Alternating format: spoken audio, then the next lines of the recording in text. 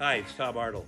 I'm a 62-year-old single dad with an 8-year-old son and a 5-year-old daughter, and I had a great time doing Dadcast. They interviewed me about being a father. We had an excellent time. Follow them on their socials, Dadcast 2020, and subscribe to their YouTube channel. They're amazing. Had a great time. Hey everybody, welcome back to another episode of Dadcast. I am your host JP, and joining me as always, co-host Mr. Nick Martin, the tenacious one. How are you, sir? Guys? I'm good. Awesome. With us today is an amazing guest. He's done it all, man. TV shows, comedian, movies, politic craziness. He's disrupted the world. He's gotten in Twitter beefs. You name it. It is the man, the myth, the legend. You know him as Mr. Tom Arnold. How are you, sir? It's great. Great. It's great to see you guys. You look like guys that could either be my sons or my best friends or my worst enemies. Oh, but I'm hoping for best I think friends. It's great. Yeah, let's go with the latter two, man. I mean, yeah. We'll decide how after this hour goes if we're enemies or not. But I don't think we're going to go that direction. Yeah. So, Tom, the premise of this podcast, which we're very proud of, it's very unique. We discuss all things dad, or at least we try to put some emphasis on, the incredible job and important job that being a dad is. Now, fair warning, every single episode we've ever done on this podcast has gone off the rails every single time. So we're going to do our best to talk about dads, but of course we got a lot of time to fill. We'll probably talk a little bit about the life of you as well, and we'll just see how it goes. So first of all, man, how are you and your family holding up during the crazy times that is COVID? Well, again, I want to thank you guys for doing this podcast because I like it, because I'm a dad. I live for my kids, and I also want to get tips from other dads on things. I'm not COVID. My kids have been. I'm 62. I have an 8-year-old and a 5-year-old, and they're here most of the time. And we've been in quarantine. It's been wonderful. In my mind, I was like, this will be the best year ever. This will be life-changing. You guys will remember this. You'll remember all the time with Dad. I have no idea what they're going to remember or what I would have remembered, but it forced us, it's to be here together. My son just went back to first grade, in-person first grade last week. And my daughter, who's 5, it would have been here last year of preschool. There's no way that I'm going to do Zoom preschool, but up until then, we were doing Zoom class here, and just getting my son to focus on the screen, that when it's not Minecraft or or some video game, has been a chore. And it's been a chore for the teachers too. I love watching. They put up all the kids on the Zoom, and then they start just falling out, and they disappear. And so I was worried it was me, and I was doing a bad job. But then I could hear some dads and moms saying, "Get back in there, get back in there." But it's also given me this great opportunity because he did Zoom school in the morning, and then in the afternoon, I have to go over everything with him. So I'm basically doing first grade again myself, and it's fun to discuss this stuff and see what he got out of what the teacher said. And, there's always homework, and going through that, just hear his explanation of things, of life. And then at the end, he has to, all his homework, he has to take a video of his hands and him, to set it in like it's like you're on probation from prison, and they want to know where you are at all times, because otherwise, I would just fill a lot of it out. But it's been a great experience. I'm grateful that I'm grateful that I'm vaccinated. I'm grateful we're getting on the other end of this, and but it's it may be a little sad to take him to school, but it's a good thing. Your kids should go to school. Oh yeah. They need the interaction with other kids in person for sure.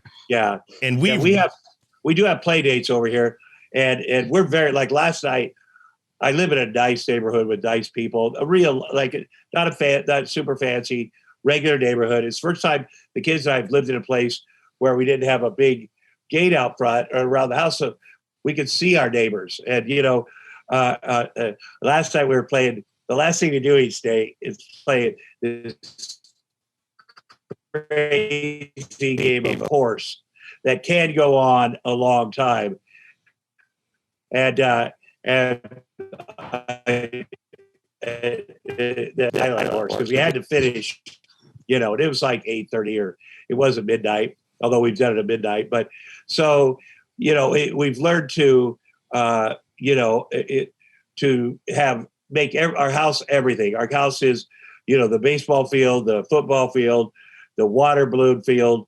We have a small yard here, small compared to where I grew up, in Iowa.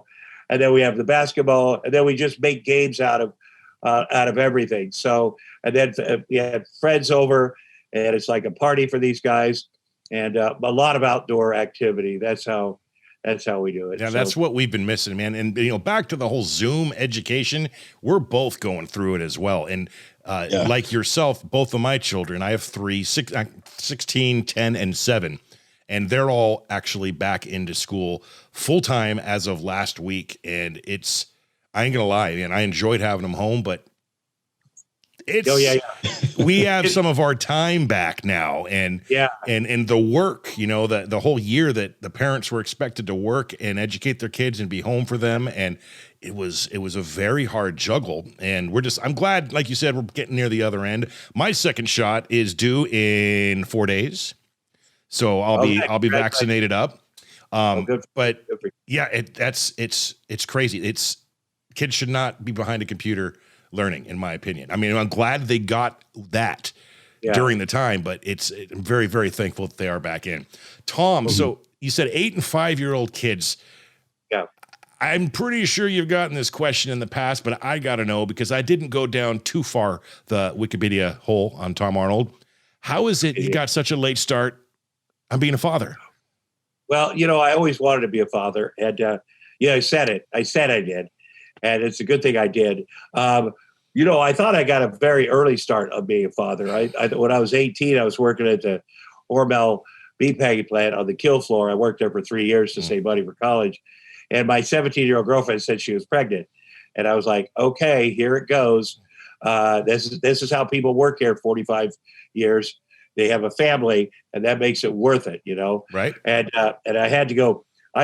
Tom was in Southeast Iowa, and she was across the border in Missouri, and I had to go tell her dad. And her dad, I'm 6'2", but her dad was 6'6", and he wanted to murder me when I told him I'd like to marry your daughter because she is having a baby with me, and this guy just. But he ended up giving me permission. And then my girlfriend, thank God, told me that it wasn't true. And then I thought, okay, I got another chance at life. And then I could have kids, when I get married. And so my first wife, Roseanne, we got married when I was 29 or 30.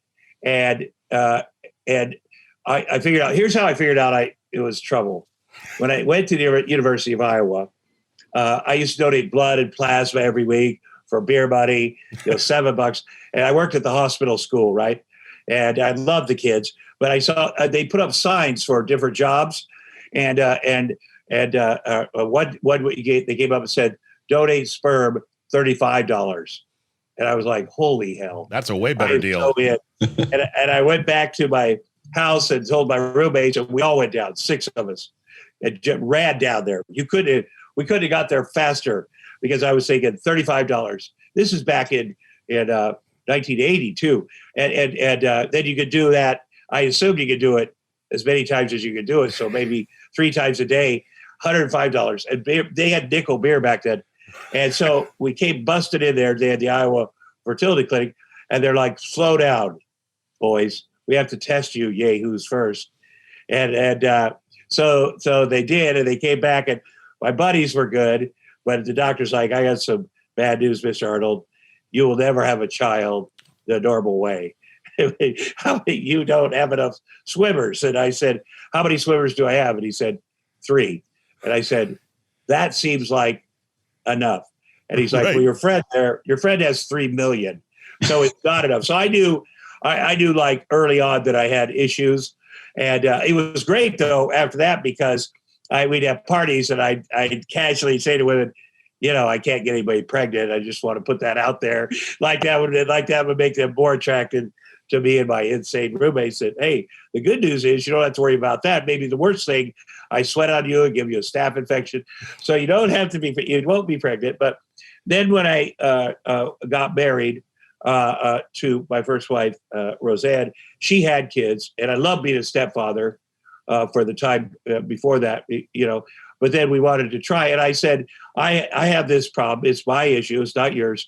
I don't want to do in vitro because that requires you getting shot up a lot with hormones. And, the last thing I needed was her with hormones. But I also cared about her. And I said, let's adopt. And this is what I've always said to all four of my wives. Let's adopt. Let's get a sperm donor. And for the entire time that Shaquille O'Neal played for the Lakers, he lived right next door to me. And I would think, in Iowa, if you want to borrow a cup of sugar, you just go get your neighbor's house and say, "Can I borrow a cup of sugar?" They're like, "Hell yeah!" And so I thought, there are many times I thought, because we lived on this cul-de-sac when everybody hung out, I need to get a cup of Shaq, because seriously, if I have a 7-foot-tall black son, I'm going to be the happiest guy in Mulholland Estates. And but that wife even said, "No, I really want to try." And Roseanne and I tried 6 times; it didn't work. And then 7 times my second wife, and then 7 more times with my third wife. And by the way, all 3 of those women got married right after we were together and had babies the normal way. So I didn't ruin their bodies. And I was very relieved about that, because I thought, I had some guilt. But my fourth wife, I didn't plan on getting married. And I said, well, I do want to have a family. And so I'm not going to put you through in vitro. I've been there, and it's too. I've also been pregnant with a wife for months and then had that go away. So I said, I'm not going to do that to you, but I'll adopt, well, whatever. And then, she said after we were married a bit, listen, I feel that I don't hold your wreckage of your past against you, but I feel you're holding it against me because you won't let us do in vitro. And then we went back and forth, and I said, okay, let's try it. And it did work. It did work. And then we said, okay, that's it. We were, I really appreciate you trying. And then we had a thing, because I've always used the same fertility doctor. So I had to go down there and kind of close the accounts. And she still had 1 egg down there, and they still had 1 sperm. Literally, this is, because they're so good with it. And he said, he said, that's not enough to juice you up with hormones. And so she was very disappointed, because to her, and to me, 1 sperm, 1 egg, and then, but he said, I said, but it's too bad their science hasn't caught up, and there's something you do on the man, because the woman has to go through all the shit. And the man, when science catches up, we'll be back. And this guy's been a friend of mine. He was my neighbor, this brilliant fertility doctor, Richard Mars, Marrs. He said, well, actually, Tom, there is something I'd like to try in a man. And I said, and I saw my wife's ears perk up, and I go, well, then I'm your guy. What is it? He goes, well, I was thinking about making a incision in your scrotum and taking your testicles out, and then putting a needle right in there in case it's your tubing. And I was like, okay. And I run that by me the hall next time. And now I'm in front of my own lady, and now I fucking have to do it. So I went in and did that, and they found it 1 new sperm. And they put it at something called ICSI, where they take a needle that's that small and inject that 1 sperm into her egg. And 9 months later, we had my son. It was a miracle. And then my daughter, Quinn, my son Jax, my daughter Quinn, we were not really together, and we were having our issues of making plans to divorce and things. And I was over at the house or my house. I was in my office, and we're still living in the same house. And the phone rang. It was a cryobank in Long Beach, and they said, we're trying to get a hold of you. We don't have your new business manager, and you owe us $700. I said, why? And they said, because we have this frozen embryo from 4 years ago. And I was like, and then my wife at the time heard that and just drove straight to Long Beach. and she didn't really get juiced up like you're supposed to with the hormones for it to stick. But 9 months later, our daughter was born, and so that was a miracle. And you know, people are like, I had people say, I said, whatever I get, whatever I'm blessed with, if I have to adopt, but you know, now they have I have a child, my son, and people would be like, yeah, but a daughter. I go, yeah, that's not going to happen. I've been more than blessed. And I have to tell you, it is different. It isn't it? I'm grateful. It's great. I'm so grateful. We're in the same boat. So I got the 16-year-old stepdaughter, but my firstborn, blood was my son. And then next one was the daughter. So 2 swings, 2 hits, 1 boy, 1 girl. And there's parallels, but raising them it's a completely separate thing. And we seem to get into this every podcast, Nick, when we talk how different it is raising a daughter versus your son.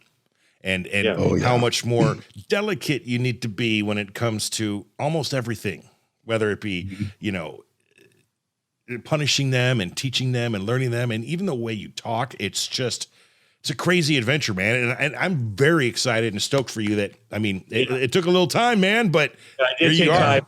54. I was 54 when I had my son, and 57 when I had my daughter. But it's not their fault. Their dad's old. You got to give it. You got to get up and do it all with them. We just had a big game over here with my daughter, a more gentle game. I always like to spend a little extra time with her when her brother's at school, and very sweet. And she likes to worships her brother, but he sometimes treats her like a little brother, and I have 4 younger brothers, and I know how I treated them, and it makes it tough. And that's another thing about being so close together with the COVID stuff is, she hasn't been able to go to her girlfriends. They, time alone with each of them is extremely important to both of them. And that's something I've tried to convince their mother of. And but I just don't take for granted. If she says, let's play this thing, let's get on the floor and play this ice cream game, I do it. And I love it. I love it. Let me ask you a question, though, to who has a 16-year-old stepdaughter. Yes. Now, is your wife live with you? Yes. Okay, I always have to ask that because sometimes they don't. And, she's currently right out there hanging out on the ocean. Good. Well, let me just say this: from Roseanne had when we got married, she had an 11-year-old son, a 13-year-old daughter, and a 14-year-old daughter who lived with us, and I loved it. But I'm going to tell you, getting in between a teenage girl, and her mother. First of all, my experience, it's the biggest. I can't even describe the relationships, love, hate. At a certain point, because genetically or our DNA, our kids are trained. They know they leave the nest like a bird. That there's something inside of them that it's time to leave at a certain point. But I'll tell you, those arguments, I try to get in and break them up, or and then I had both of them turn on me. So almost weekly.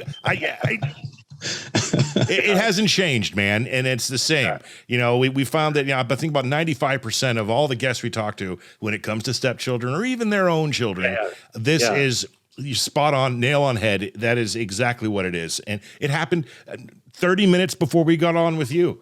I'm going to give you an example, and it's the biggest pile of shit excuse I've ever heard in my life. Here it comes. You ready? She comes. Yeah. She walks down the hall. I'm sitting on the couch. I was actually doing a deep dive on YouTube on Tom Arnold. I watched the Hot Ones episode. Cracked me up, man. We'll talk about that later. You poor son of a bitch. Yeah. That looked difficult. That's a real show. Oh, I know. She walks by, and she goes, "JP, can I eat in the bedroom?" Now, since she was 2 years old, no food in the bedroom. That's just one of the house rules, right? 16. Can I bring the food in the bedroom? I just look at her.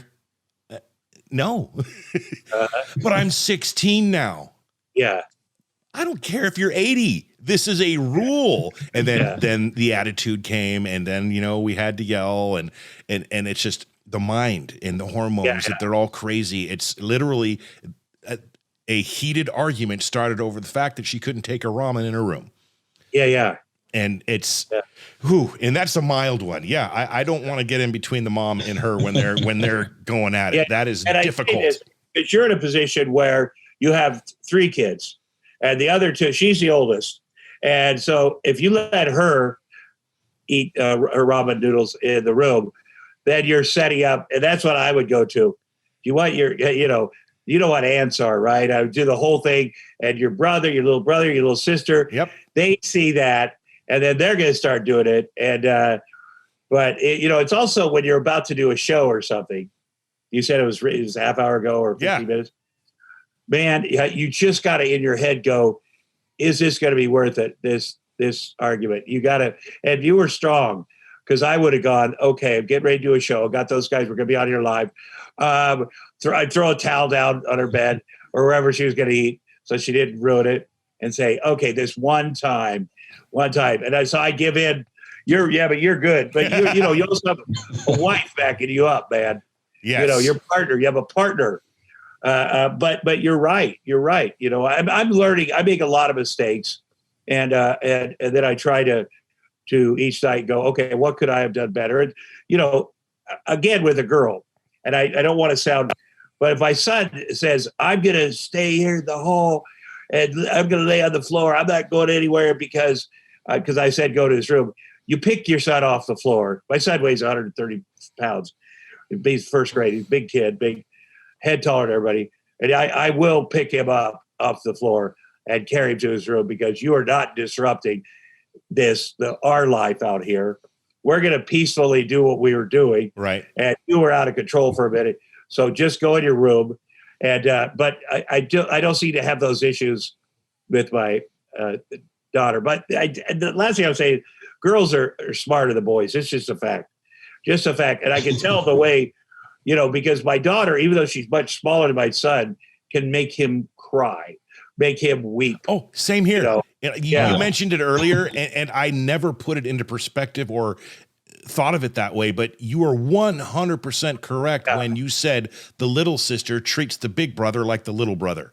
And that is exactly what happens with my two. And my boy is more sensitive too than all the other kids. And he takes it and then, has a meltdown. And I keep telling little, why are you treating him so bad? He's your brother. He's your big brother. He's your protector. And I go to him, why are you crying? She's your little sister. What? Yeah. Why are you taking that? You're the man here, son. Ignore it, take it, leave the room, do what you got to. Now they're not applying anything. Nick, you're laughing. No. Yeah, you've been through this. I am laughing. I've been through it. Yeah. You have? Yeah. So my kids are all older, and my wife and I just had a baby last year. So my kids are 14 years old to 22. So I was almost done. I got remarried. My wife didn't have kids. She's like, let's have a baby. And I was fixed. So we had to do the in vitro thing, and they worked out, and we have a 10-month-old little boy. Oh my God, that's amazing. Yeah. It's awesome. It's weird being a parent again, though. Like going back when I was younger, it was like a lot of things were easier. Yeah. But now, the financial part's easier. The responsibility part's a lot easier. Yeah. And, not worried about all kinds of stuff, but just watching my older kids interact the way what you're explaining now is hilarious. It's like, it doesn't get better. I realize that's why at 10 months, man, that's the best time because you got them right here. Yeah. Right here. You could go take them over here, give them a bath, feed them, put them here, and they're not running anywhere. They're not screaming. They're not, they cry, but that's nothing. And they're not causing trouble. One doesn't want to go that way, and the other one goes that way. And just that baby time is the best. And it's awesome. It is so good. Unless, of course, you take it to Las Vegas like Nick did. Yeah. So we took the Tom. I want you to meet my daughter that I was talking about. She's coming in here. She's okay, and you'll understand why I'm in so much trouble too. Okay, come here, real quick. Come on, girl. You got to say hi to Tom. Tom Arnold. This is my daughter, Chloe. Yeah, she is. Hi, Chloe. Let me see. Has he got you a car yet? Because I was 16, I had a car. Well, I actually did buy her a car, but then I sold it. Yeah. It was one of those fights we were talking about earlier. Oh, yeah. Well, you can buy your own car, Chloe. You get a job, sell stuff on the internet of your folks. They get on there. Are you on social media? Am I on social media? Yeah. Yeah, kinda. Oh yeah. Are you? What's your hobby? What do you do? What do you do with your time in your room with your ramen noodles? with your ramen noodles. Yeah, you're attempted at ramen noodles. You're gonna get me in trouble, Tom. I study Wiccan, so I spend a lot of my spare time doing that kind of stuff. She studies Wiccan. Are you still in school? What's that? She studies Wiccan. Basically, she wants to be Oh, a witch. yeah. Are you a white witch? What do you say? Are you a white witch? Yes, hesitantly. Do you have a doll that looks like your stepdad there that you could do stuff to? You know, I was married to a white witch. I've seen a lot of Wicca stuff in my life. My first wife. And then she, you know, and then when you break up with somebody that has all those skills, or then they try to hurt you. Is your mom also in Wicca? No, I wish. Studies Wicca? Okay. Well, you know, I have to say, for of all the things to rebel with, I'm not saying you're rebelling, I give you, but I feel really good about that. You know, I feel good. Yeah. They go the other way. You know, my kids were Jewish, but if all of a sudden they go, hey, I'm going to study Wicca, I'd go, okay, well, do whatever you want. Yeah, it's better than doing meth, right? Do you have a boyfriend? Last question. Do you have a man or a woman friend that's, you know, special? First boyfriend just happened a couple weeks ago. Oh, my God. Well, he's very lucky. And he's lucky you have such a nice family. And before you get married, my sister was married, she was 14. And they're having a documentary series about her in a couple weeks called The Queen of Meth, for real, because she was and my mom was 16. And my advice is pace yourself and make sure that this guy deserves you, because your family is also excellent. And I don't know how his family is, but you check into that.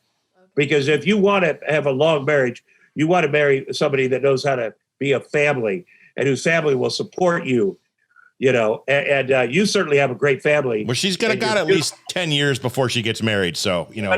No, I just, you got to put a seed in there. You're beautiful. You're, you know, and you have everything going. You're smart, beautiful. You have a great family. So you'll whatever you want in this world, it's yours. That's a fact.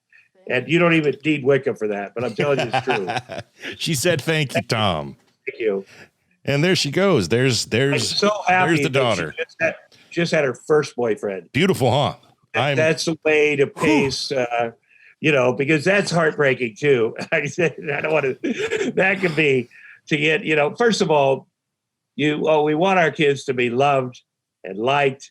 And, you know, I've had issues with my son because he's so much bigger than other kids, trying to mix it up with big kids. Right. And they don't want anything to do with him when they find out he's, you know, he just turned 8, you know, and then, you know, but they got to learn to get out there without us and learn to engage with people. And, but it's scary, you know, you never want your first boyfriend, your first breakup, your first whatever. I just can't even imagine. Yeah, I'm not looking forward to. I mean, you know, the numbers game says that boyfriend and her are going to break up sometime in the very near future, within a year. I mean, just statistically speaking. And I don't, you know, you never want to see your kids hurt and they're brokenhearted, but you know, this is I suspect she'll hurt him. So if that makes you I agree. I mean, you can't tell on the camera, but her mom as well. So mom is 5'9.5", 120 pounds. Chloe is now 5'10", taller than mom at 16. And we're talking your prototypical supermodel frame, and they're pretty to boot. So God help me. I could use prayers because I'm going to need I'm not looking to cross this bridge anytime soon. Yeah, exactly. You know, and that's the thing about the COVID and the pandemic. You do start thinking about living a day at a time. And, you know, you see all this stuff going on around the world, and you do, you know, at least I do. I'm sober, but that helps. But, you know, with the kids, like, we didn't know when this thing was going to end, or there'd be school or this or that. So, you know, every day I'm like, well, let's make the most out of today.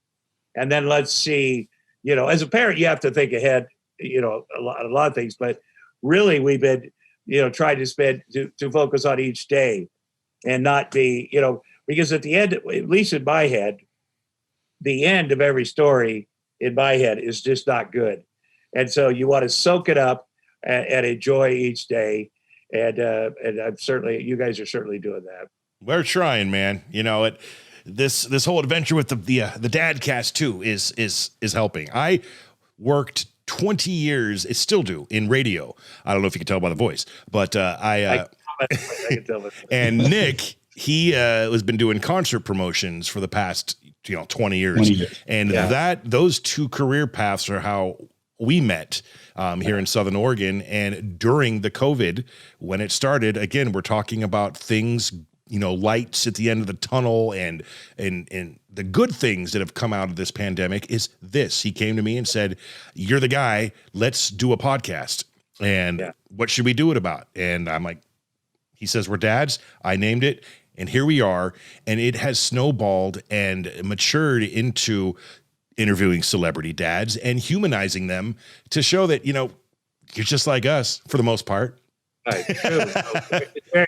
Unfortunately, that's true. Right.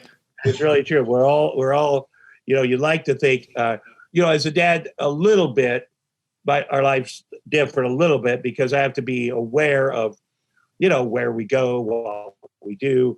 My kids are sensitive about people paying attention to me. But on the other hand, I wanted to ask about that. Yeah, but on the other hand, they like it when, I get a bunch of positive attention because people have seen movies or whatever, and I know that both of my kids have bragged about that. Not to me, I actually heard my son say, "My dad is Tom Arnold." I mean, it's like he found out that one day because before their mom moved out. We didn't watch Tom Arnold movies. There's just kind of a feeling around. And I thought that's just not good. A lot most of them are not for kids. And but once she moved out, the kids just discovered things will come up that we watch a show. And because I've done such a variety, I've been in over 130 movies. Odds are my face is going to come up somewhere. And for them to realize that I was that Tom Arnold, they know me as dad, but then. And I have heard him say, "My dad's Tom Arnold," like that, like I'm. Isn't that something new for you, though? I mean, you have been going through the last 40 years of your life as, this celebrity, movie star, TV star, and all facets of the whole genre. And now you are now known by your children as that guy. That can be, that to me would be like a whole new level of awesome. Oh my gosh, my kids now are like, my dad's awesome because he's in movies or whatever. Yeah, I think that would be wonderful. I think that when you have kids, you do give up your you're like number 2, number 3, it immediately. I'd always, because I had a weird family growing up. My dad raised myself, my sister, the Queen of Meth, and my brother, and our mom would come in and out, and she was alcoholic and crazy, did drugs, and so it was different. If you grow up with a family like that in a small farming community, people are going to give you shit all the time. You better be ready to fight everybody, and so. But I think that the way my fame or whatever you call it, like people that see me know me, and it hasn't been like some untouchable movie star that you just imagine. It's been like a guy that I've been married before. You probably know who. You've seen me do very personal things, and that's a great thing, And I think, and it's also, and also being divorced from their mom, there's because you're not getting, the kids aren't hearing anything good about Tom Arnold over there. Right. In fact, the opposite. And so I don't say anything negative ever about their mother. If she pulls a stunt in the yard or does something very inappropriate in front of the kids, which it always is, or calls the cops or does whatever, right, then I will, after I show the cops the video of what didn't happen, I'll tell the kids, hey, you know what? What just happened was not okay. What your mother did, I don't treat her like that. I don't want anybody. I would treat you like that. And we take a moment because my dad would never say, he didn't want to badmouth my mom, but she'd come over at Christmas and knock down the tree and just be lisping and drunk, and he never said, you know what, you just saw, kids, that that wasn't okay. And I knew that my mom was not a mom. I mean, I knew that. I don't remember them together, but she actually said, I'm not maternal. This isn't for me. I'm not going to tell you I love you, but I'm going to touch your knee once in a while, then you'll know. And when she came over, she'd bring $1. That's why I wanted to come over, because I could get 10 candy bars for $1. And you also know when people don't want to be with you. Kids, I'm aware of that all the time, because as a kid, I had one grandmother that really didn't say anything, but she loved me so much and everything I did, and just like sitting by me, sitting next to me and cooking for me. And my grandpa Tom, he's a badass. He's a big guy. He was in sports, and he once in a while he'd get mad at me. We're skinny squirrels or something and did it wrong. And then she would just give him a look and then he'd have to come back out and go, listen, I know you're your grandma's favorite. I just got to say, I'm sorry that whatever happened. But sometimes he should have got mad at me, but you get that feeling. And I think that my sister never heard, oh, what just happened to your mom? So she had a twisted sense of reality. And so when I moved out of my dad's house when I was 15, because I wanted to fucking party and I wanted to grow my hair, and then moved in with my mom. And you could do all that. You could do it. She didn't care what you did. And my sister did it when she was 14.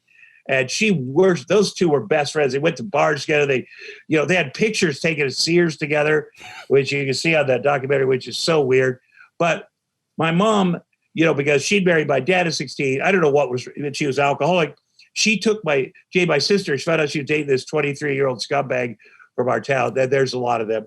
And she said, you can either break up with him, or I'm having him arrested because, he's a serial pedophile, or you can marry him. And my sister's 14, she thinks she has her shit together. She's like, well, they were getting married. And so my mother drove them to Missouri and made her marry this guy who had already been divorced from a 15-year-old. And it ended up beating her and cheating on her with a 12-year-old. I ended up having to go over there, because as you guys know, sometimes you have to fight adults when you're, but I went over there and got her, and that mistake, because she was not a mother. That was such a terrible thing to do to your child. And that changed the trajectory of my sister's life, because she'd been doing great in school. She was a good athlete. People liked her. And then suddenly she was married to this scumbag and living in their little apartment. And I just remember I found out mom was driving him down there, mom and Kenny, her sixth out of seventh husband. And I called my dad and said, we got to get on the highway. We got to block them. Where do you think they're going? To Lancaster, to wherever. And we did do it. And then my mom came home with my stepdad wasted, as always. And my sister wasn't there because she'd moved into her apartment. Her life, you talk about an end of innocence, and you hear a lot of stories about, what you worry about as a father, your daughter's virginity, your son's virginity. But this is, this was really the end of innocence with her. And her life a whole other level. Yeah. Can you believe that? Can you believe that? And so no, that's the documentary. I'm sorry. That's a crappy mom. Yeah, it is a crappy mom. And so my sister ends up in prison 2 times and being the biggest meth dealer, dealing with a Mexican cartel, bringing meth to the Midwest, and prostituted herself. They don't call it that, but she went and lived with a woman who ran all the big card games in our town, the high money ones, and she had girls living with her, and she could supply drugs, girls, or play cards. And my sister was like, this is so amazing. She's taking me in. And soon my sister's like, well, if she's making this on drugs, I bet I can make more. And then she'd put her business skills together and but that mistake, and we all make mistakes, guys. As fathers, we make mistakes. We say things we shouldn't. I always apologize too. I probably don't always apologize because I don't know what I did, but if I blow up and you hear the bad words and get your ass off the floor and get it, we all heard worse when we were younger, but then I'll go in and talk and say, I'm sorry. I do remember our dad apologizing to us. I don't remember everything about when we were super young, but I do know one time my youngest brother of the original 3 of us, swallowed the babysitter's hearing aid. Oh no! And Dad screamed at us, and then he apologized, and we had to sit there. Our babysitter was deaf, and we had to sit there until my brother pooped to get her hearing aid back. And Dad would say, "Daisy, are you okay?" And she'd be like, "What?" But I'd actually put the hearing aid in his mouth. I didn't, I should have been yelled out, but he came and said, "I'm sorry about that." That really stuck in my head. And so I do, my kids say I talk too much, but when I do something that was, out of line with, I will sit with each of them privately and say, "I'm sorry that happened. And, I'm going to do better." And then to keep talking until they're like, "That's enough." But, there's big mistakes that we are not going to make. Nope. And I was fortunate, myself, my story, my dad got divorced from my mother when I was 2 or 3. I don't remember that, but then remarried my stepmom when I was 7. And they were together from, 5 years old to 7. So the formative years that I can remember, my stepmom was my mom. I still visited my mom. She wasn't bad. It just distance, and I didn't see her much. She had a much closer relationship with my siblings. So my stepmom was my mom, and my dad was just top notch. I'm lucky. He was a great, great, great man. So the foundation was set in me to be the good dad that I am to my children. And I'm pretty proud of that fact. And, everything I do and everything I will do, to the day I die, even when they're adults, it's for them to have a quality life that, they can tell their kids about how great their dad was. At least I hope that's, if I'm half the dad my dad was to me, I'm 100% successful. Yeah. Well, another thing too, you were a step kid, and yes. I was also a step kid because when I was 10, Dad married the next door neighbor, because he didn't get out much. And he asked us, there was 3 of us still, and she had 2 little kids.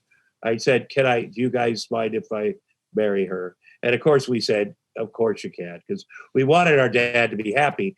And she wasn't a big fan of me. And I'm sure I made it hard on her because we'd had our dad to ourselves. I did too. And so then they immediately had 2 more kids. So then there were 7 of us. And, I was older and bigger, and I didn't dig her corporal punishment stuff. And so eventually I felt like outside of the family. And then I moved in with my grandparents, who were wonderful, except the first day I lived when I was 12, I came home with a black eye from school, which happens a lot. And I was eating with my grandpa and grandma, and my grandpa just buried her face in her hands and started weeping. This isn't the one that doesn't talk. This is Dottie. Dort's the one that didn't talk much, and just started weeping. And my grandma was like, what's wrong with you? And it was because of my eye. She see a black eye, a simple black eye. And I knew then, I'm not going to be here long. Right. But I think that it taught me how to be a better stepfather, because I know what it feels like to be treated less, and being a stepfather is such a privilege, a stepmother, a stepfather, such an honor and privilege. And with Rosansky, I was very cognizant of, that feeling like, oh, that's my stepmother, my stepfather, or how everybody's treated a little less, And so, I try to be, better. And also in my family, I have stepbrothers, half brothers, and even the kids next door, I knew them since they were born. So we don't, in our family, people getting along, there's no, dip. We've grown up. It's been really good because you get along with some part of the family, and it may be your half brother or your stepbrother better than the other parts. And so I think it in a ways it's been good, because you can't get along with everybody. If you got 7, somebody's fighting, somebody's politics are different, somebody, parents different or whatever. And so I think it's a blessing. Absolutely it is. And my dynamic as being a stepdad with her, her dad is in her life, and he's awesome. He's a great guy too. That's the best. So, the only issue, if you want to call it that, with parenting is the different styles and the different households. They both have different rules, and she'll spend some time over there, get used to it, and then come over here and be like, it's different, and then back over there, it's different. So we're bouncing between that. But if that's the least our problems, we're good. I hear that a lot, and what I found, my experience in this case, is that my ex-wife wants to be in the house, in my house too, and telling everybody what to do. And when you have, I wish we could co-parent, but we've been unable to, because I would love to get the best of her. She is my kid's mother, and the best of me, and then put that together. And it may be, they could have a similar rules or whatever, similar food or similar, but you've got to respect each other, and there needs to be at least fake it. You have to fake respecting each other in front of the kids, and it's not just because I'm an actor that I can do that. No, that's real. That's real talk. Yeah. But it is, and this woman had my children. She is the mother of my children, and you just can't get over that. You look at them and her. And I think, I'm going to have this love for her for doing this forever. And so let's get over your shit. And I assume you feel the same way. So what we have in common is the most important thing to have in common is these two kids. So everybody needs to get over themselves. And, I also come from the way I look at marriage is of course you're in it to win it. You're in it forever. You don't break the big rules. You just don't. The big rules, you don't break them. And people can break them and deal with it. But you don't do that. Because my thinking was, I'm not going to be that guy that lives in regret forever because I did something atrocious in this. And it's also just the way good people operate. And, you got to have each other's backs. Yep. I say you look at the family because I speak from experience, and I'm sure that I've learned a few things, but that's kind of my theory of and you don't want to go to court all the time, and I'm so jealous of you and your wife's ex, because that is the way for the kids. That is the way to do it. And if they see kids feel friction between their parents a lot, and it's the worst thing for the kids. And there's once in a while you have to have a frank conversation with you. Well, why don't you? Why doesn't mom come over here? Well, she's invited all the time. And by the way, every time she invites me, I got right up to her apartment. I laid on her bed with you for 4 hours when you were sick. So this is what I do. And maybe one day. But one day she'll get to a place where. Well, you'd hope so, man. But people are people. No, I don't know. I'm not counting on it at all. Yeah. Because, now, do you have full custody? I know it's personal, but are you? Oh, we have 50-50 custody. Okay. Because of dad-daughter, son-dad days. It's they spend more time here, but also when I work. And I haven't worked a lot in the last year and a half, but, like I had to go to Italy to film 2 movies. So I had to be for a certain period of time. And so everything, unfortunately, with us has to be that's in a stipulation in writing. And then, so I get the kids for that period of time, right when I get back. And so my dream is to work and then have my kids, like to go and film a movie or film movies. And then the rest of the time have the kids here.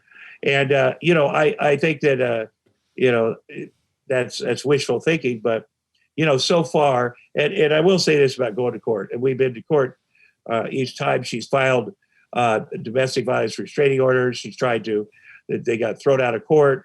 It's got a ridiculous stuff. The judge said, the judge was somebody that crafted the California domestic violence law. And she said, if you or your lawyer ever bring this garbage here, again, that you guys are going in.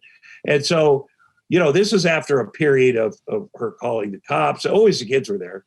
And I have a relationship with the police, specific police, because of this, where they say, listen, if she's doing it, call this number, so we could send it and tell not to go over there.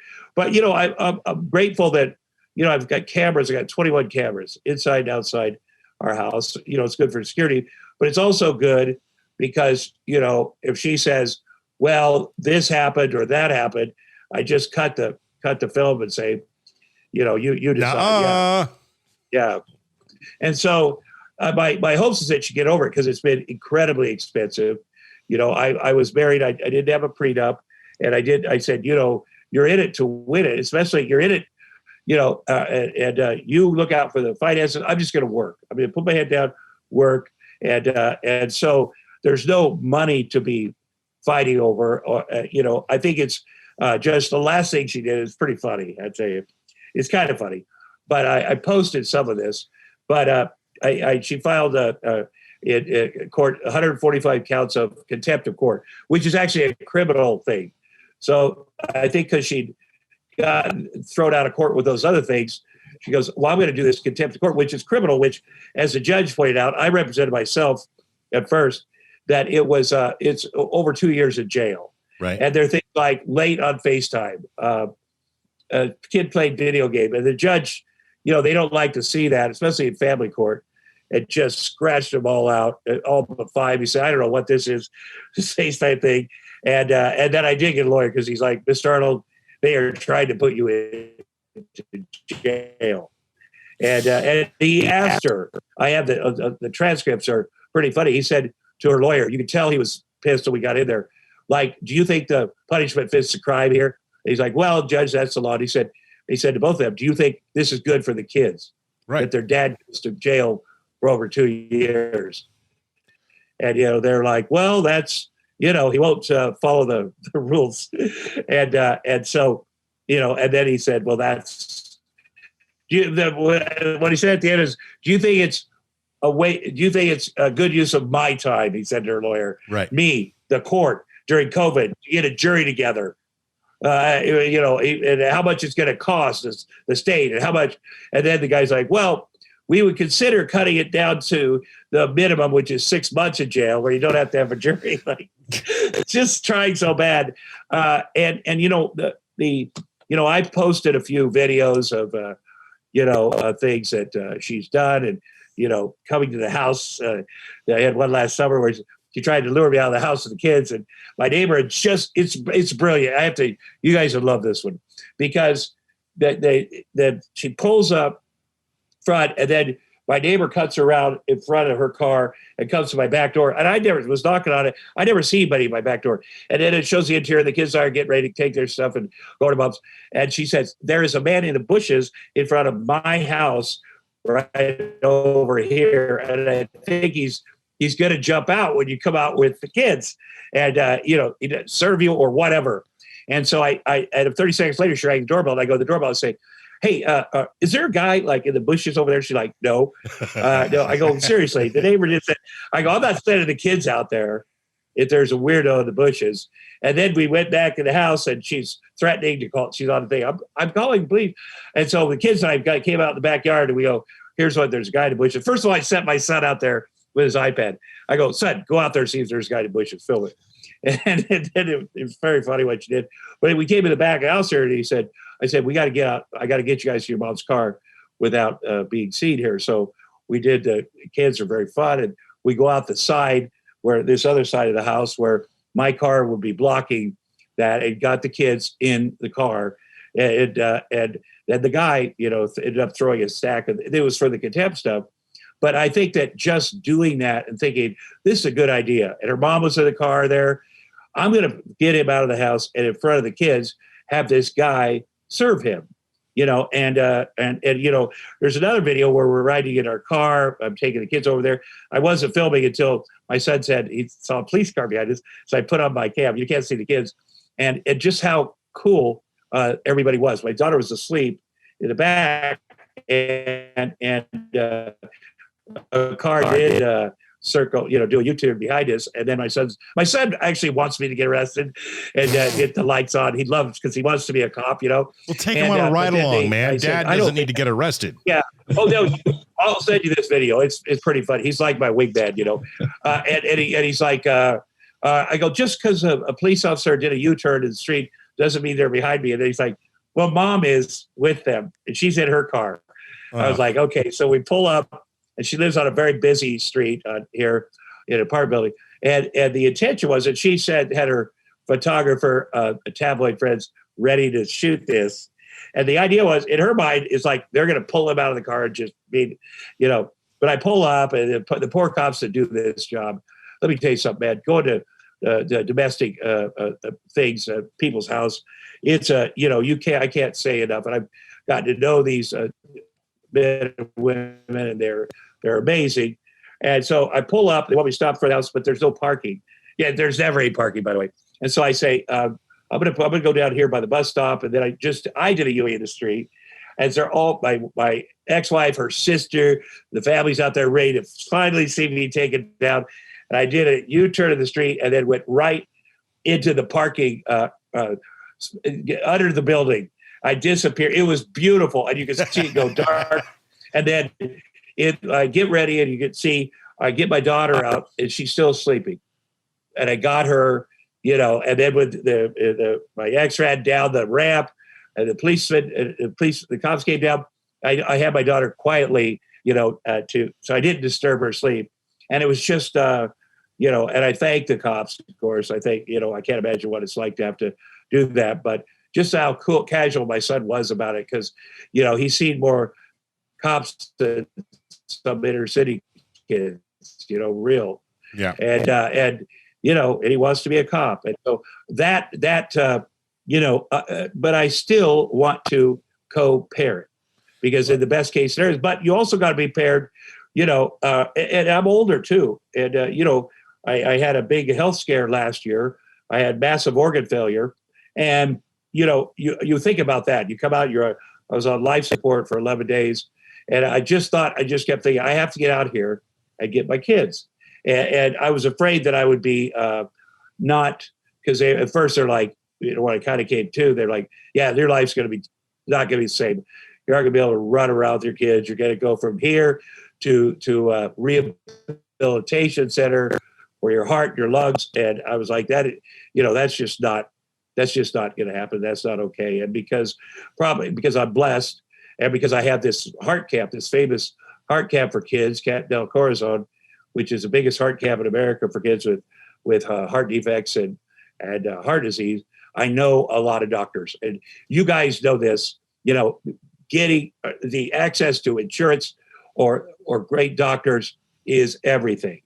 And so, I'm very blessed, and I got out of there about 15 days later.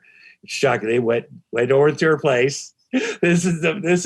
She knew I was in there. She knew I was on life support. And by the way, when I was first in there, she was still somehow, because she'd hired a business manager that was friends with her family. She was still had my power of attorney. So like she could have pulled the plug, and right. my lawyer in the middle of the night went to her house and made her sign off on that. And so, but I went over there to pick up the kids. I had to get, she wanted to know, I had to send her some legal thing, because, she's like, well, what's wrong with you? What medications are you on? You're on heart medications, but, and so I went into her lobby, I'd been kicked out of her, banned from her lobby, just for no reason. And I went in there, the kids run up, and I am a little winded. I have to say, if you're on one of those ECMO machines for a period of time, you're a little, but you don't show that from your kids. And so they ran up, we're hugging, and then all of a sudden I hear, he's banned from here. The upstairs they have a second floor open terrace, and she's like, he's not supposed to be in here. Like, and she's got out of the hospital. And so I grabbed their stuff. They had a bunch of stuff because they'd taken a bunch of stuff from my house. I had to pull this cart, and the stairs kind of go up, and then you kind of go up to Barrington. And I was holding that cart like, I don't know if I'm going to be able to pull this cart, because, but I didn't want to have to sit down or lay down. And I just got it out there, and I had my the housekeeper who looks after the kids with me. She was out there. She just took it, but I thought sometimes things are so funny because they're so ridiculous. And I think that that is one of those things that if we get on the other side of this, look back and go, well, that was pretty ridiculous. So ridiculous. It's funny, but and the kids are like, people keep telling me, hey, listen, when they grow up, they're going to know, they'll figure out who's who in the whole story. Yeah, that's what I was going to say earlier. And, man to man, dad to dad. I know you and we've only just met, but I know you're hoping for the co-parenting thing on the other side, but I'm just throwing this out there. Yeah. I think you're better off the way it is now for the stories I'm hearing. No, it is under these circumstances, 100%. And, I am grateful for every day. And so, it's not, but it's not that I'm not, I would be willing if she was. I mean, that's would be the best thing for the kids. Well, again, that's a true testament to you and your role as a father. That that might not have been the case before you became a dad, and now look at you, Tom Arnold. Yeah, look at me. So you're right. It's not. I'm also expecting someone to change whatever it is about them, and I've changed because I've gotten sober, and I've also worked on myself and my issues. I've been married and divorced 4 times. That doesn't just happen. You got to say, well, how do I make better choices? How do I want to show my kids that they don't have to do the things I did. Right. And they don't have to go through this nonsense with their parents, as little as possible. Let's put it that way. So, you deal. There's worse thing.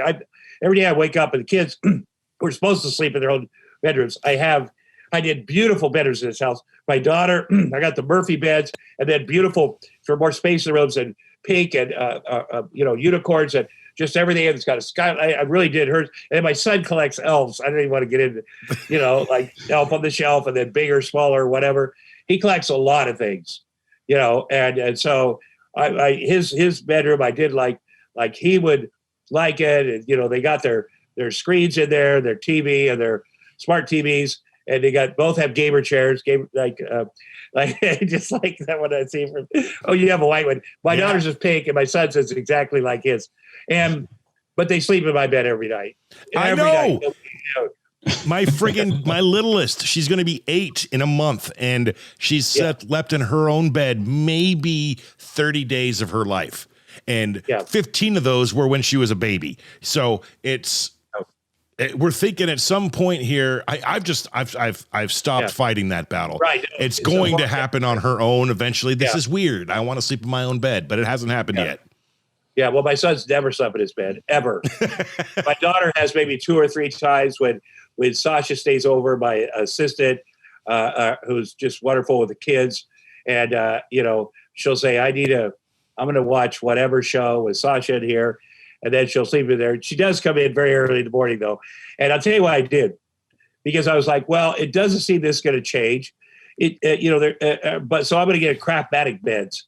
Like I got 2 side by side, and then each kid gets a remote control, and make it how you want it. How you gonna, it's also they have some massaging thing to it. So the rare times I get to be in there, alone, I do that. So.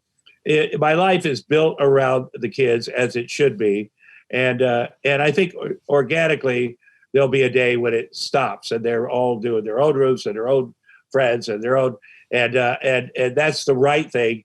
But I'm 100% sure I'll be sad about it too. I know. My kids, I have to say, they've taught me that I could live.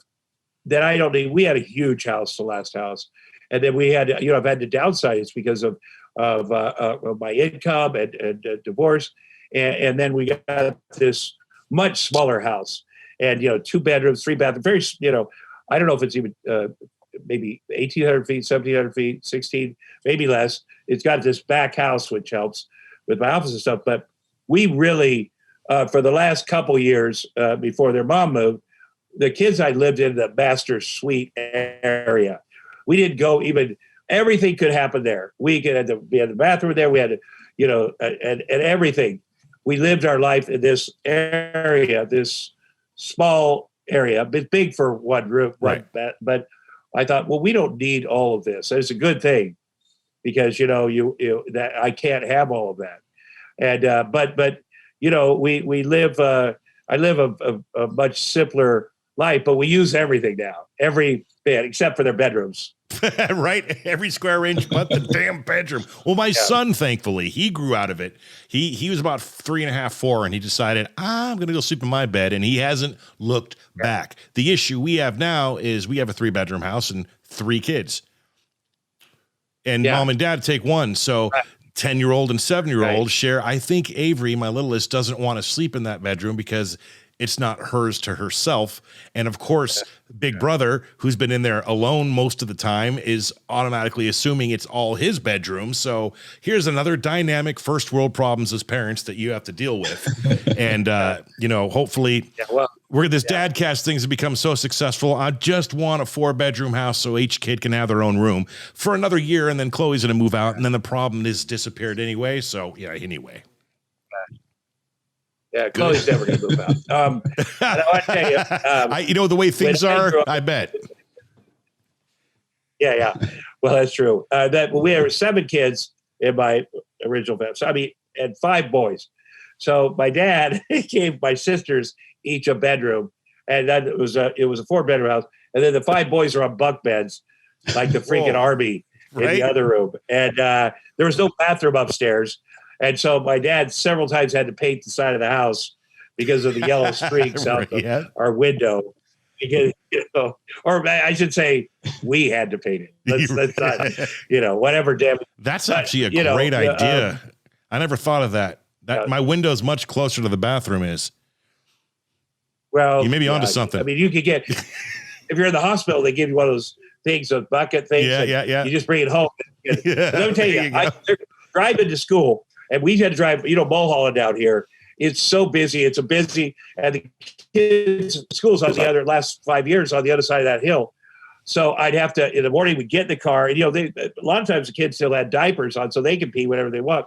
But even after that, and I brought I had a big mouth, one of those jugs and put water or sport drink. And man, you got to have that ready to go. And because there's no place for dad to pee. And especially since I'm older, we get stuck in traffic and it's not going anywhere. And, you got to just have that and just get really good at doing this and always remember to clean it out when you get home. But you do what you got to do. And I've had my son, we would drive by my lawyer's house on Deep Canyon up there to Mulholland, and it triggered something my son because I let him poop there once. Oh no! And, so every time we go by this same house, he's like, "I have to poop." I said, "No." Well, we've pottied in the street. I carry a big towel in case I have to surround them.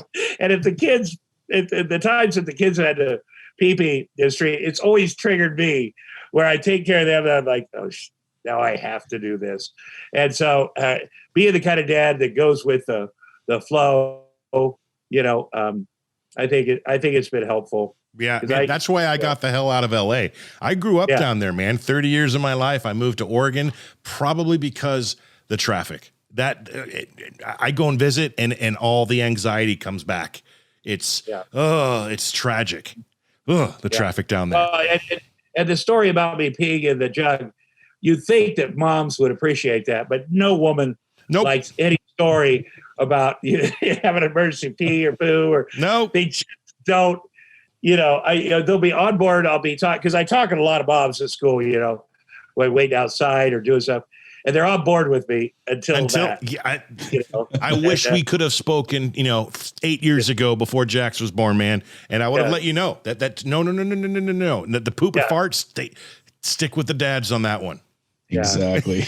And my daughter, because boys, again, I grew up in big farms. And there's lots of places to pee. And my daughter, one day we're back here, and she said, "Can I go potty outside?" And I said, "Yeah." And then she just takes off her, and she does it standing up like her brother. And then and so the next time we were out here, she said, "Can I do that?" I said, "Yeah, you can, but I want to teach you something, because we may be camping or somewhere." I just want to show you. And this is how it makes it easier for a girl to pee outside, kind of bent over. I wanted her to know that. I thought that's a skill that I could give my kids. And absolutely. I don't disagree with that. Yeah. And so, I just say, I just want to show you how it can be easier. And this is how girls pee outside. I would have just been said, back in the day, this is how mom did it when we left drunk from the bar. Okay. So this is how it works. Of course. Never know when you have an emergency. All right, Tom, man, we are pretty much out of time. I mean, I'll keep going if you want to keep going, man. Listen, I want to say something. I listen to you guys, and I like the way you guys look too. I have to say that other dad things, you go, well, who is that guy that's talking to me? He seems like a teacher, an expert, and you guys are just down home dads, and it's nice that's why I really wanted to be a part of this, and I hope it blows up huge, and you certainly deserve it. Well, we appreciate that, man. We pride ourselves on being just two real guys, man, who, real normal dads who go through it just like you. And, to hear you say that, man, that is, I appreciate that, man. Thank you so very much. Thank you so much. Now, but before you leave, I have one request of you. Yeah. Okay. I'm sure you get this, maybe not for a while, but can you give me the ice cube tray line from True Lies? I do get that. I do get that. And there's memes of that scene. And I believe it was when Arnold came out of, he just found out he thought his wife was cheating on him. Yep. We were out on the street. I think it's that scene. Yep. And the other thing I ad-libbed was fucker with the bus, because the stunt guy was driving the bus and he about hit Arnold. So like in the middle of the scene, and that was not in the script. He's a nice guy, stunt guy, but he got very close to us.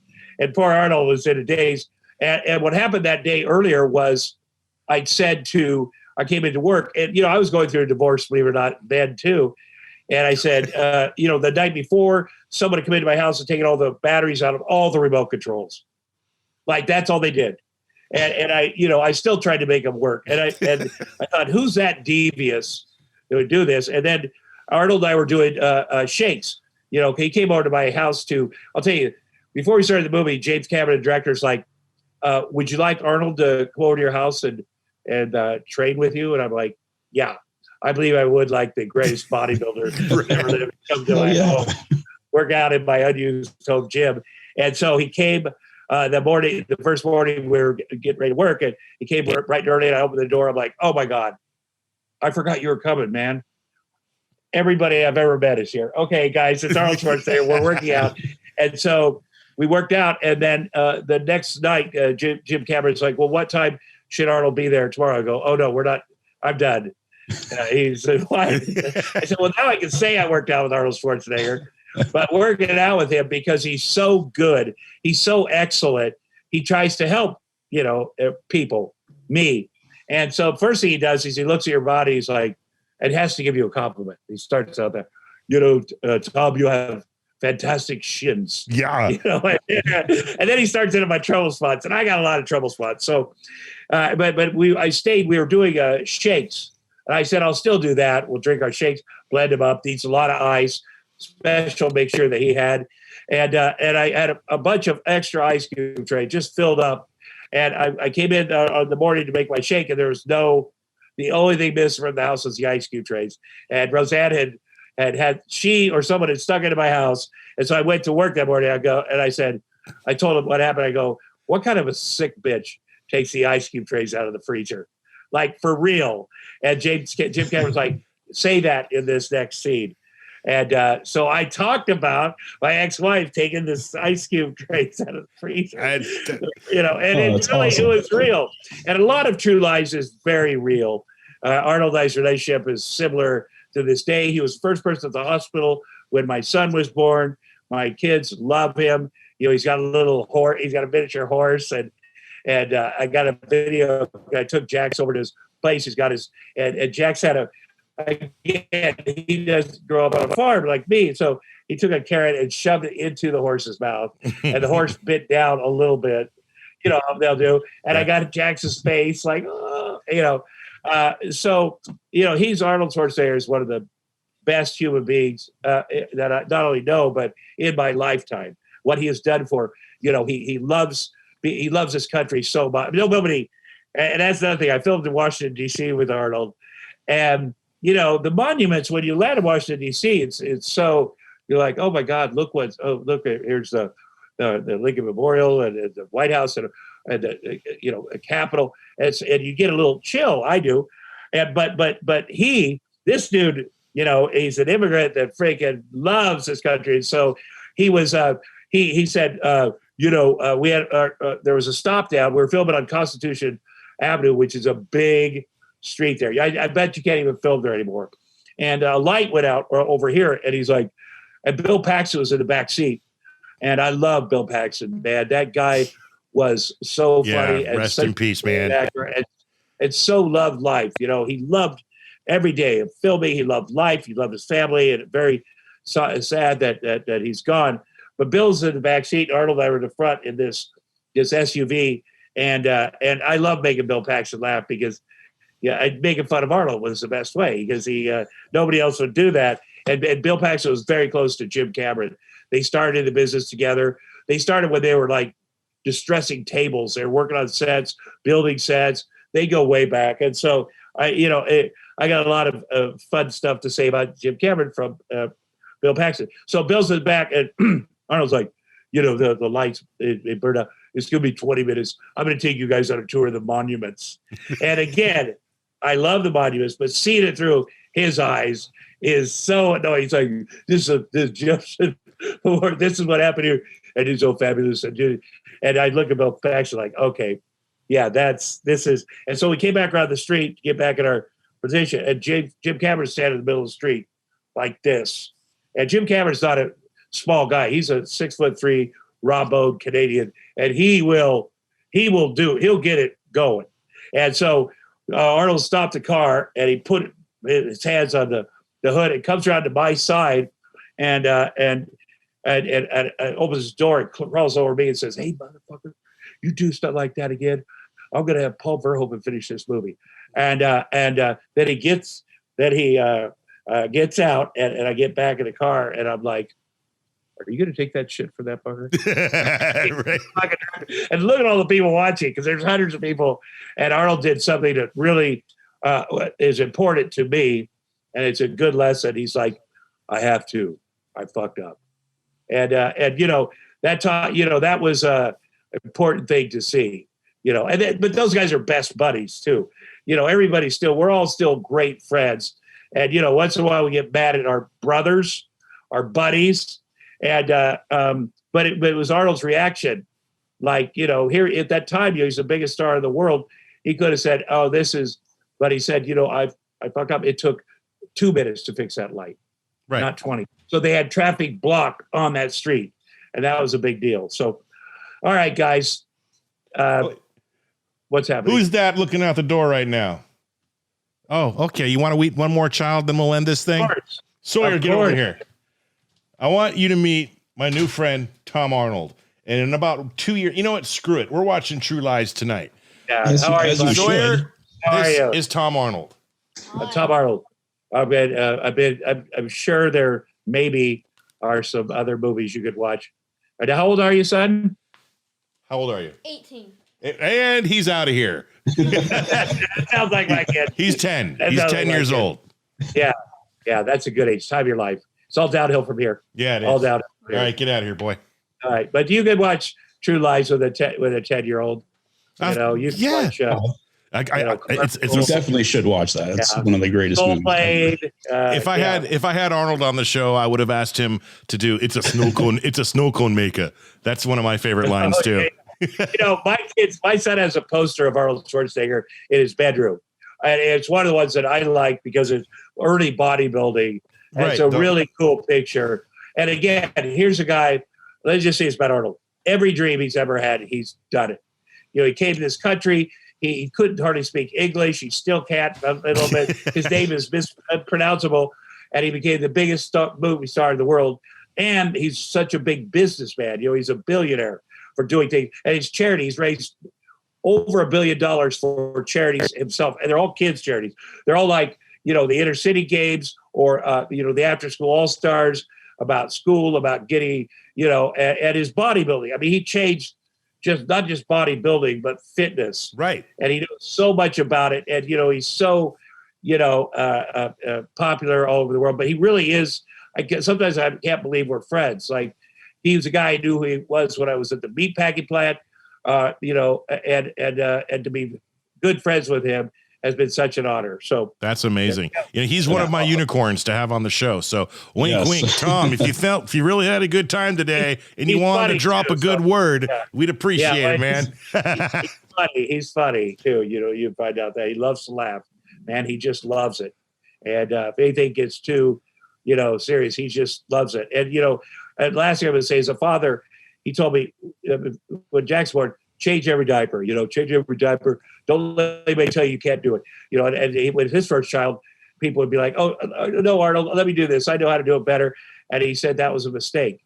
And then for the other kids forward, he did everything. And it's really bonded him, with his kids. So, all right, guys, have a good day.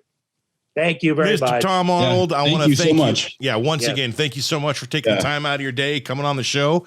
I'm going to drop you one piece of knowledge and a possible seed request.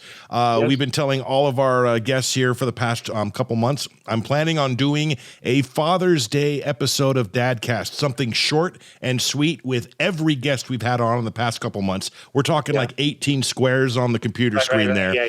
A special Father's Day episode where we can wish each other happy Father's Day and a happy Father's Day to all the dads out there. If that is something you'd be interested in, we'd love to have you on. It'll be short and sweet sometime early June. Okay. Yeah. We'll work that out. We'll do that. Awesome, man. And if not, no big deal. It's just a great idea, I thought. And, to help promote dad. It also doesn't have to be in the middle of Father's Day. No.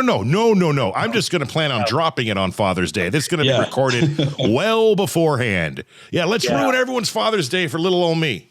Yeah, absolutely. And watch my podcast or listen to my podcast. Yeah, that is right. Talk about your podcast real quick. It's very quickly. It's called Off Topic with Tom Arnold and Sasha Boggs, my assistant, who lives here with the kids tonight. She's a comedian. She's an actress. She's also very good with kids. And it's a lot of the minutia of what goes on here, but also the fact that she's 30 and I'm 60, and our point of view of anything, music, whatever. Yeah, she knows nothing. Let me put it that way. Right. But you know nothing either, right? Yeah, I know nothing either. But it's fun to, we have a good time. It's something to do. We've done it during the whole pandemic. And then, the Queen of Meth premieres on Discovery Plus on the 7th of May. And I watched it's 3 hour episodes, and I watched it, and they did a very good job. And there's a lot about, parenting in there, as you can imagine. Bad parenting, but parenting and sobriety, and there's a lot of crime too, because the guy, the main DEA agent that busted my sister, breaks it down, and so there's a lot of stuff. So check that out. Thank you, guys. I'll talk to you in June. All right, thank you. Absolutely. On behalf of Dadcast, Nick Martin, thank you so much. I am JP. Tom Arnold, thank you once again, and we will see all of you next week. See you.